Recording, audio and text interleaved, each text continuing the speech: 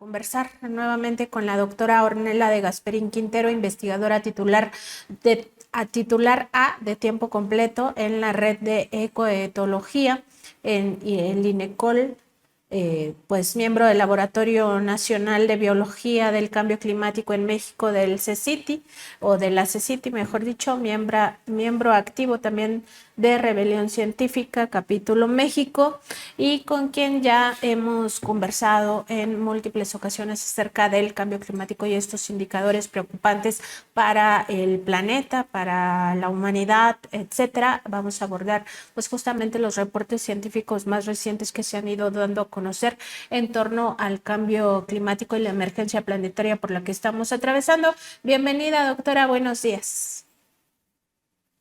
Hola Nancy, hola Aníbal, buenos días, muchas gracias otra vez por el espacio.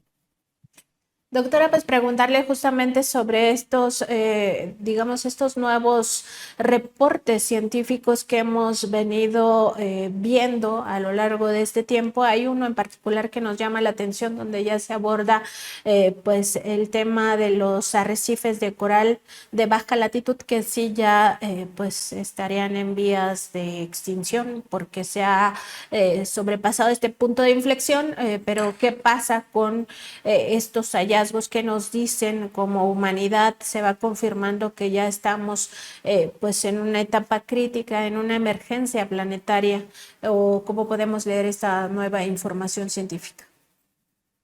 Muchas gracias Nancy. Sí, este es el primer reporte que me gustaría platicar o compartirles. Es el punto de los puntos, es el reporte de los puntos de inflexión global. Está firmado por 160 científicos de 80 instituciones, un poco más, y es el estado de conocimiento científico hasta ahora sobre estos puntos de inflexión o puntos de no retorno. Ahora, para recordar lo que son los puntos de inflexión, el planeta tiene ciertos sistemas globales, tanto biológicos, hidrológicos, y estos sistemas tienen un punto a partir del cual se producen cambios irreversibles, cambios que no se pueden frenar en escalas humanas y cambios que transforman totalmente a esos sistemas. Eso quiere decir, por ejemplo, si cruzamos el punto de inflexión de la capa de hielo de Groenlandia, la capa de hielo de Groenlandia se va a derretir infrenablemente, imparablemente, hasta que ya no haya nada de hielo ahí. Eh, ¿En qué estado estamos? 2024 estuvo a 1.5 grados Celsius. El consenso científico es que vamos a sobrepasar 1.5 para el 2030. Básicamente, estamos en estado de emergencia. En efecto, uno de estos sistemas, que es el de los arrecifes de coral de baja latitud, ya sea que ya se cruzó su punto de inflexión o inclusive bajo los escenarios más conservadores se va a cruzar ese punto de inflexión. Eso quiere decir que los arrecifes de coral de baja latitud van a desaparecer en las siguientes décadas y que básicamente ya no podemos frenar ese cambio. Ahora, los arrecifes de coral le dan bienestar a más o menos entre 500 millones de personas y 1.000 millones de personas. Entonces, todas esas personas, su bienestar está amenazado, aparte de todas las especies no humanas que viven o dependen de los arrecifes de coral. Entonces es realmente una situación catastrófica, sumamente fuerte, sumamente triste para todas las personas procesar esto. Y las conclusiones son bastante devastadoras, no nada más por los arrecifes de coral, por el punto de inflexión de los arrecifes de coral, sino por otras conclusiones que han encontrado. Entonces, estamos en incertidumbre sobre si ya cruzamos o no el punto de inflexión de dos capas de hielo enormes que en conjunto, eventualmente, después de cientos de años, elevarían los niveles del mar 10 metros ambas. No sabemos si ya lo pasamos, pero sabemos que estamos en zona de riesgo ya. Eh, Otra cosa que es sumamente preocupante es que cada vez se detecta más que estos sistemas interactúan entre sí y pueden desestabilizarse. Entonces, entre más se está derritiendo la capa de hielo de Groenlandia, más se está debilitando el AMOC, que es esta circulación oceánica de la que hablamos hace algunos meses, y más probable hace que se cruce el punto de inflexión del AMOC. Entonces, estos sistemas interactúan entre sí y la mayor parte de esas interacciones son preocupantes, digamos, que se desestabilizan unas a otras. Y otro aspecto que es muy importante resaltar, que es otra de las conclusiones importantes de este reporte, es que no nada más es el calentamiento global, sino los otros procesos que están ocurriendo en el planeta que influyen en qué tan probable es cruzar esos puntos de inflexión. Entonces, si consideramos, por ejemplo, la selva amazónica, Hoy en día tiene más o menos 17% de deforestación y si solo consideramos la temperatura global, su punto de inflexión se estimaría a más o menos 3 grados Celsius. Pero si aumenta la deforestación a 20-25%, ese punto de inflexión se reduce. Eso quiere decir que tal vez a partir de 1.5 o 2 grados Celsius podríamos cruzar el punto de inflexión de la selva amazónica. Si cruzamos ese punto de inflexión, la selva amazónica entera va a desaparecer hasta que se vuelva una sabana y podemos pensar las consecuencias que tiene porque eso a su vez desestabiliza las capas de hielo, el permafrost boreal y aumenta las probabilidades de que se derritan esas capas de hielo también. Perderíamos una gran cantidad de biodiversidad que alberga esta Amazonía, que tiene contacto además con distintos países, no solamente Brasil, es donde se encuentra la mayoría, pero también está en otros países como Colombia, como Ecuador, como Venezuela, con las Guyanas incluso, que son países que han estado ahora latentes, sobre todo por esta injerencia y por esta presencia que tiene militar a Estados Unidos en el Caribe. Ligado a todo esto, también desde el 2022, la Asamblea de las Naciones Unidas para el Medio Ambiente había adoptado la resolución 5/14 que tiene que ver con el tema de un tratado global sobre los plásticos que diera respuesta integral también a esta crisis. Y ahora, en 2025, hace unas semanas o meses, este acuerdo fracasó. Quería también preguntarle sobre este tema, ¿qué nos puede comentar sobre este fracaso en este acuerdo global sobre plásticos? Muchas gracias, Aníbal. Pues creo que es un reflejo de todos los otros fracasos internacionales que estamos viendo.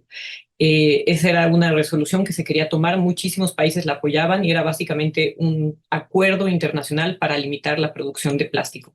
El plástico viene más del 99% de fuentes fósiles, produce más o menos el 3.5% de emisiones globales de gases con efecto invernadero.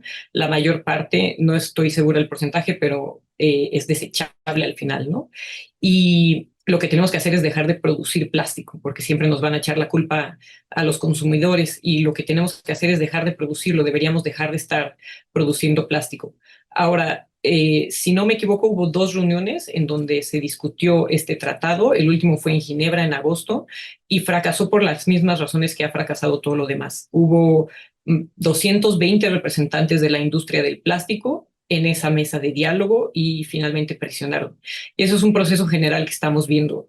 En la conferencia de las partes número 28 llegaron más de 2.000 delegados de la industria de los combustibles fósiles.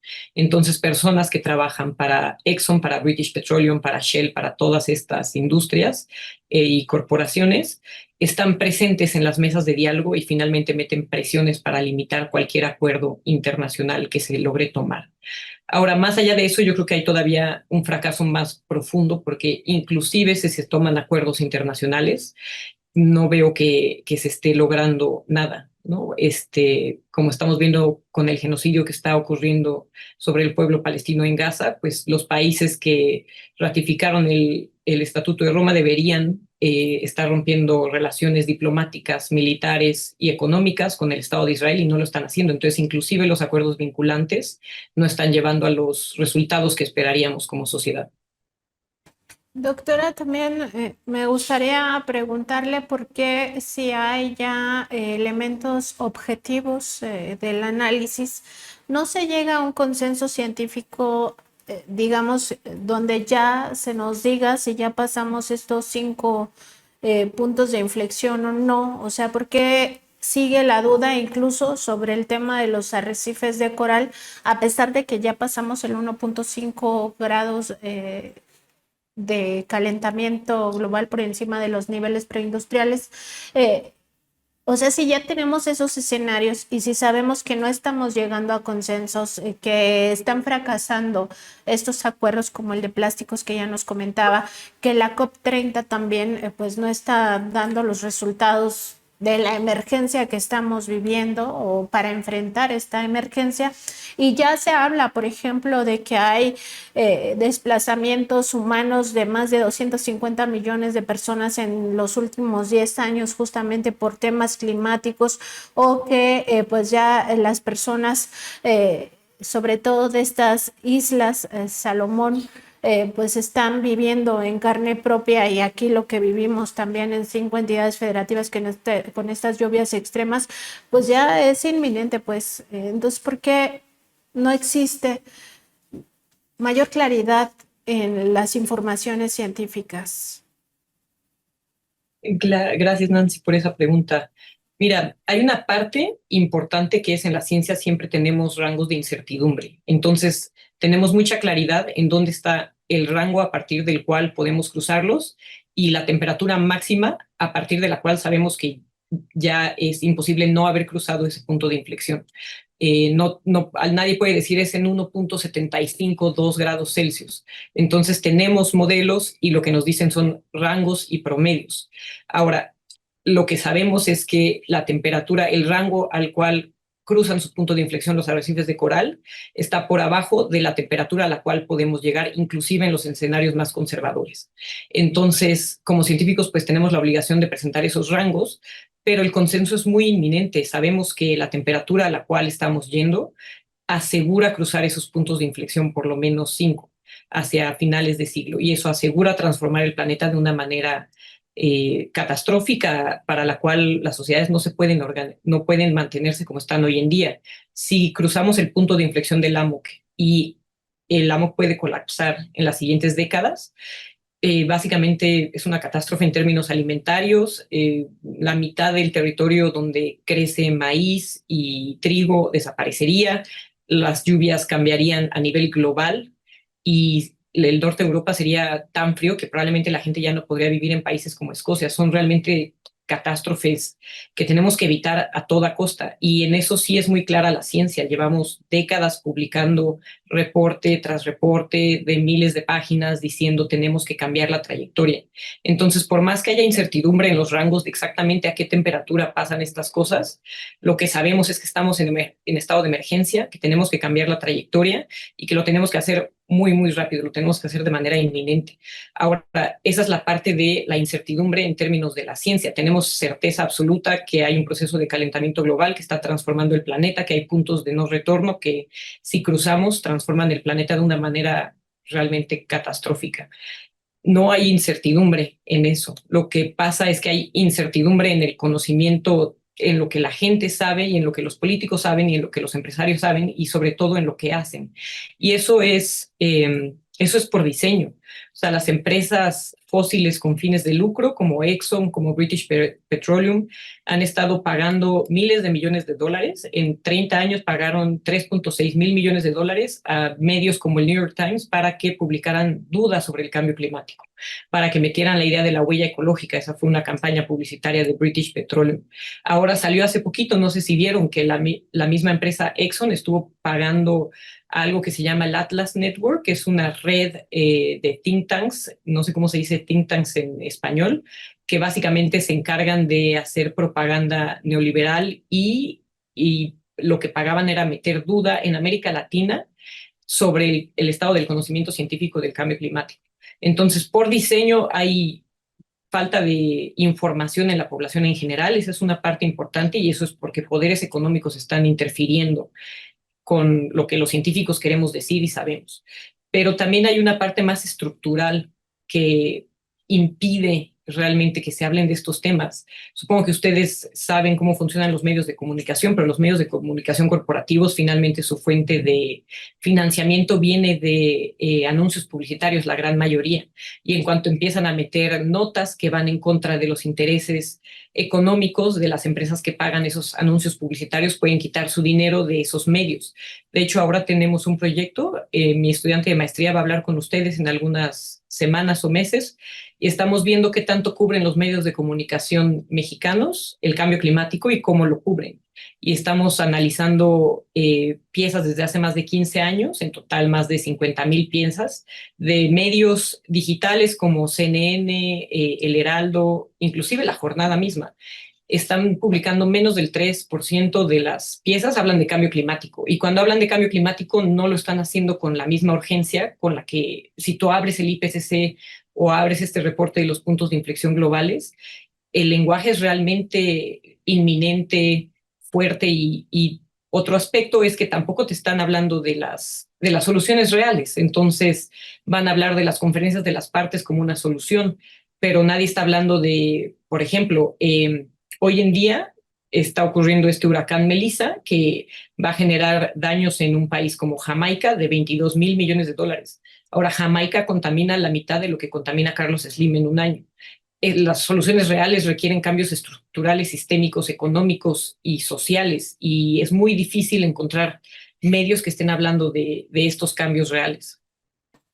Y qué bueno que toca el caso de la Exxon, doctora Ornella, porque así como financian a la Atlas Network para hacer este tipo de campañas mediáticas, para promocionar dudas o incluso llegar al grado del negacionismo del cambio climático, también esta misma empresa, junto con otras, en la década de los 70, ya sabían, y eso se publicó también en distintos medios de comunicación, sabían casi que con precisión cómo iba a ser el cambio climático desde hace más de 40 años, 50 años, ya lo habían pronosticado y esos estudios no vieron la luz sino hasta hace varias décadas después de la década de los 70, que además también confluyó con una crisis económica y con una crisis energética.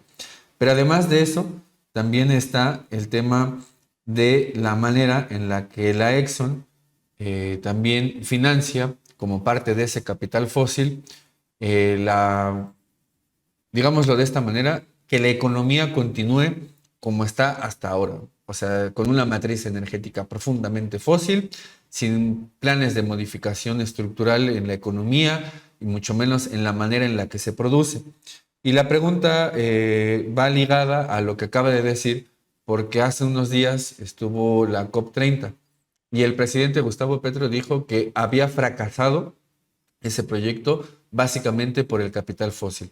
Capital fósil que no solamente son las empresas petroleras, sino también el capital financiero que está por encima de estas petroleras y que tienen un poder de decisión sumamente relevante a nivel internacional.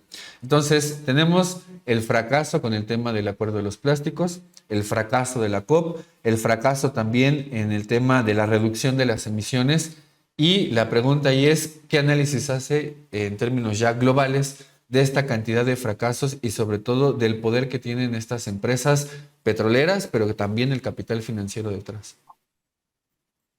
Gracias, Aníbal, por hablar del capital financiero. Sí, es muy impresionante la cantidad de dinero que las empresas financieras o instituciones financieras, ya ni siquiera sé cómo llamarles, pero estas como BlackRock, Vanguard y los bancos como Citi, como Banamex, BBVA, pues siguen metiendo muchísimo dinero en acciones de empresas fósiles, ¿no? Entonces están realmente vinculadas. La gente millonaria trabaja para estas empresas, mete su dinero a estos pues sectores financieros que lo que hacen es invertir su dinero en estas mismas empresas que les regresan más dinero. Entonces son círculos viciosos totalmente vinculados a esta parte financiera, fósil, empresarial. Y bueno, sí estamos viendo un fracaso total en términos institucionales, diría yo. A la vez creo que es bonito o importante recalcar lo que las sociedades pueden hacer cuando se organizan. Y vimos la flotilla de la libertad de organizarse, eso fue algo impresionante, que ciudadanos, personas de más de 20 países, más de 400 personas se organizaran para poder estar en barcos para intentar romper el bloqueo que tiene el Estado de Israel sobre el pueblo palestino en Gaza. Y eso me lleva a no perder la esperanza, por más catastróficas que sean estas predicciones. La realidad es que si nosotros asumimos que ya no podemos hacer nada, nada va a pasar porque estos empresarios, estas instituciones y corporaciones van a seguir haciendo lo que llevan haciendo desde los 70s, como bien dijiste. Y lo que nos queda a nosotros es organizarnos nosotros como sociedades, como personas, porque finalmente solos, tristes, no somos ninguna amenaza para el mundo y nada más apoyamos en que todo se mantenga en la misma trayectoria suicida en la que estamos.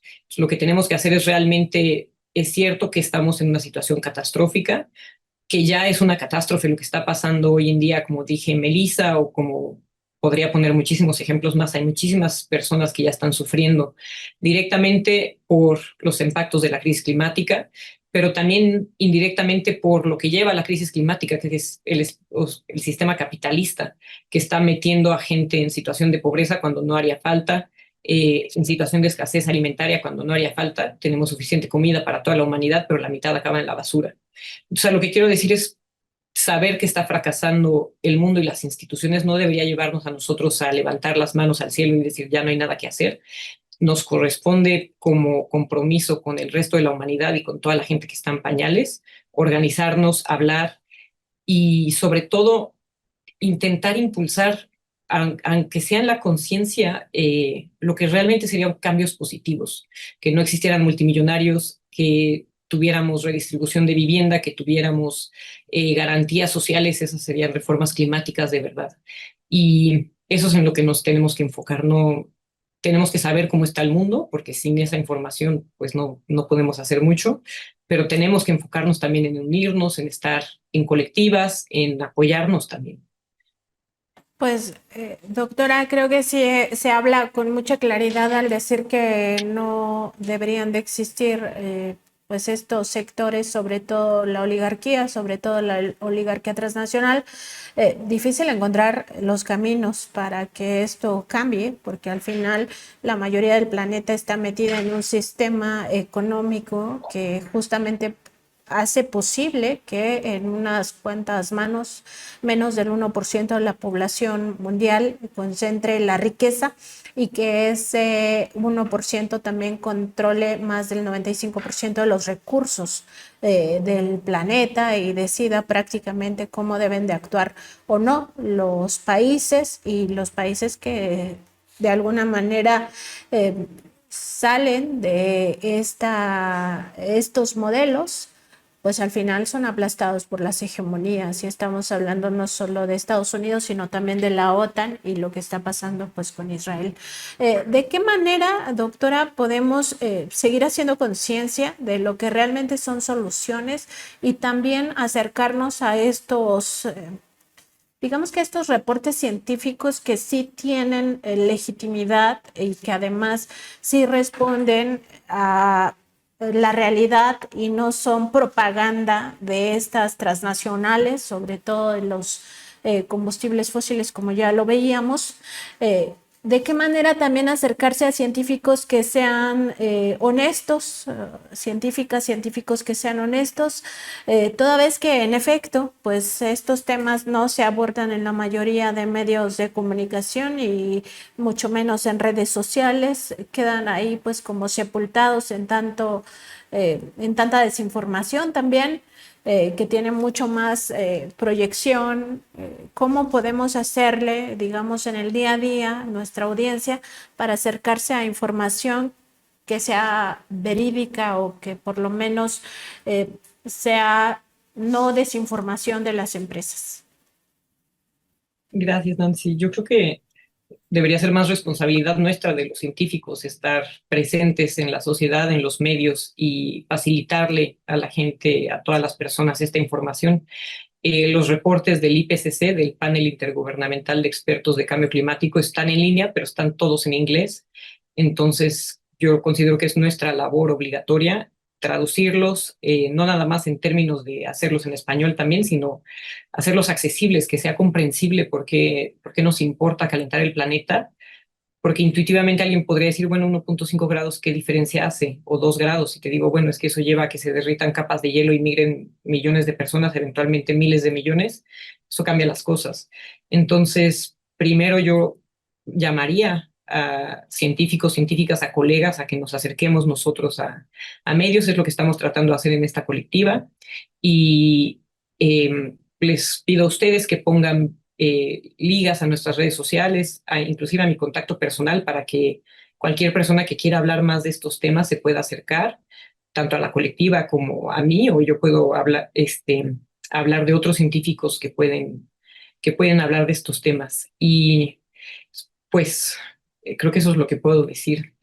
No es fácil necesariamente con tanta propaganda que hay en los medios saber qué es propaganda y qué es no para alguien que no está inmerso en estos temas. Entonces también decir que si alguien no entiende estos temas o no los sabía, no es culpa de esa persona, es culpa de los problemas sistémicos del mundo de los medios de comunicación y de los intereses económicos de estas corporaciones y personas. Entonces, primero es, pues nadie tiene la culpa de no saber esto y debería estar más en nosotros, científicos, hacer el esfuerzo por informar y darnos cuenta de esas barreras estructurales y dialogar entre nosotros cómo romperlas.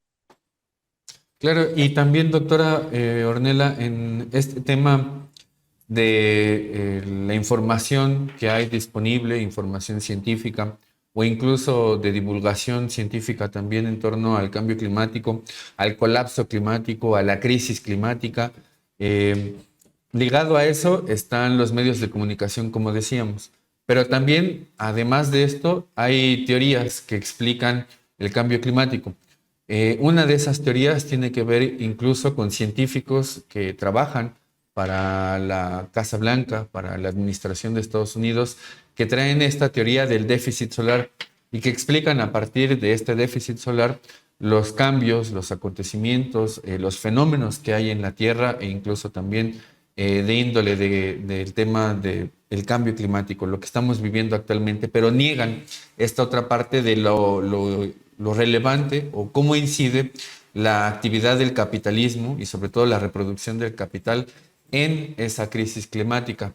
Quería pedirle ahí una reflexión en torno a este tema de las diversas teorías que están ahí rondando la producción científica, pero sobre todo si conoce esa parte en términos mediáticos, porque detrás de la Casa Blanca y de esa negación del cambio climático están científicos que tienen este tipo de teorías del déficit solar, que tienen sustento teórico, pero que terminan siendo usadas para los fines de la reproducción del capital o de la reproducción del capital financiero o de las empresas petroleras o incluso también de la política imperialista que tiene Estados Unidos actualmente, por poner el ejemplo, pero que bueno, se puede extender a los últimos 100 años por lo menos. Entonces quería saber si usted sabe o conoce de este otro tipo de teorías y si están presentes también en los medios de comunicación. Pues hay una diversidad de teorías en los medios de comunicación y creo que esa es una parte importante de la estrategia de desinformación, es también como dar tanta información tan diversa que puede hacer más difícil poder saber qué es cierto, qué no es cierto, qué es una teoría de conspiración, qué no lo es. Yo pienso, pero eso es una opinión personal, que es una parte estratégica de estar dando muchas diversidades de opiniones que lo que hace es pues te distrae, digamos, ¿no? De la base última que es, bueno, el capitalismo, el sistema económico es el problema de fondo y eso es lo que se debería reestructurar. Y hay científicos trabajando para Exxon, o sea, como mencionaste este artículo que salió en el 2023, donde ya salieron los reportes de Exxon, esos son científicos capaces de hacer buena ciencia porque pudieron predecir lo que estamos viendo ahora desde los 70s. Por desgracia están capturados por empresas terribles. Ahora, para mí parte del problema, y creo que lo que deberíamos también dialogar es por qué alguien acaba teniendo la obligación de trabajar para Exxon. Y ese es el problema para mí más básico de todo lo que está pasando en el mundo. Y eso es, las personas no tienen libertad económica para no trabajar a una empresa como Coca-Cola o como Exxon. Y mientras no podamos solucionar eso, esa base, yo creo que no podemos solucionar absolutamente nada del cambio climático ni del capitalismo, porque las personas no tienen alternativas. Si es no pagar tu renta o no darle de comer a tus hijos o trabajarle para Exxon, vas a acabar haciendo lo que sea necesario. Yo también lo haría si tuviera esa obligación, creo. No tengo hijos, entonces no puedo decir, pero me parece que si nos meten en esa obligación de, bueno, o no le das de comer a tus hijos o le trabajas a una empresa cuestionable, acabas trabajando para una empresa cuestionable. Entonces la base de todo es, necesitamos seguridad social, necesitamos seguridad económica y sin eso no podemos cambiar esta trayectoria. Esa es mi reflexión más importante.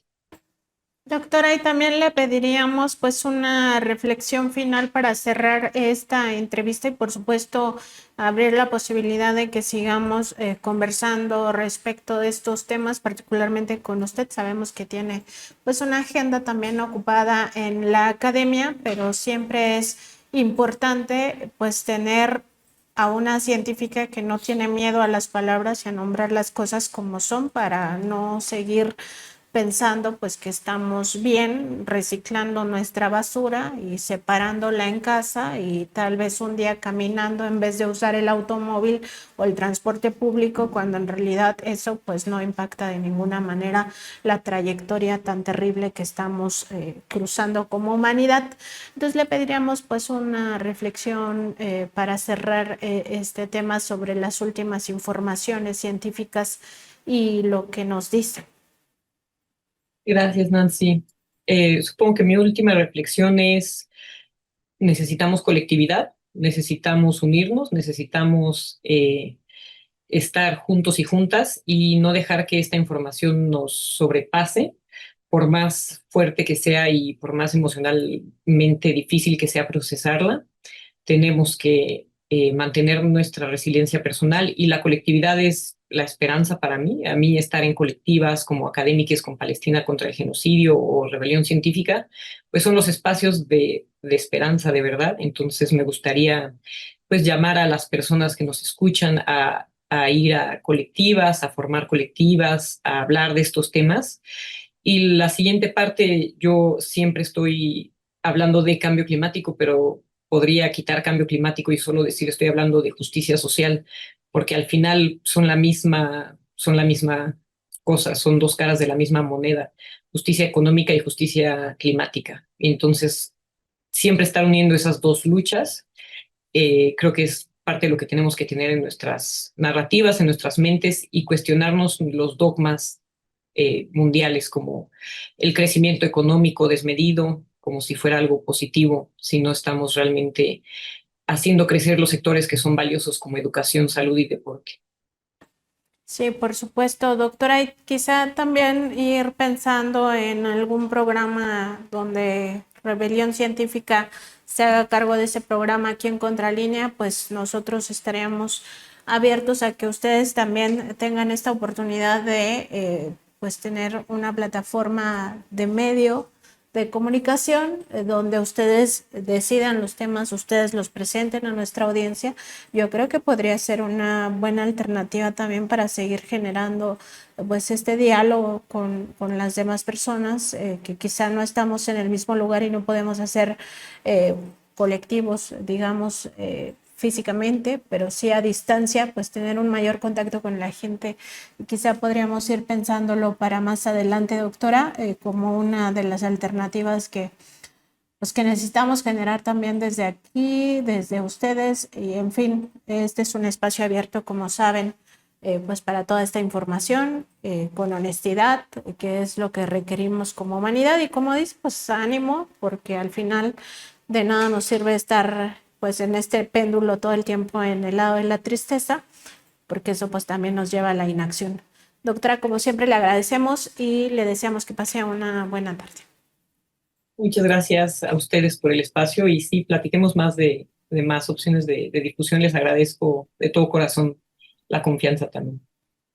Gracias, doctora. Pues que pase buena tarde. Y pues ahí está, Aníbal, también estas reflexiones.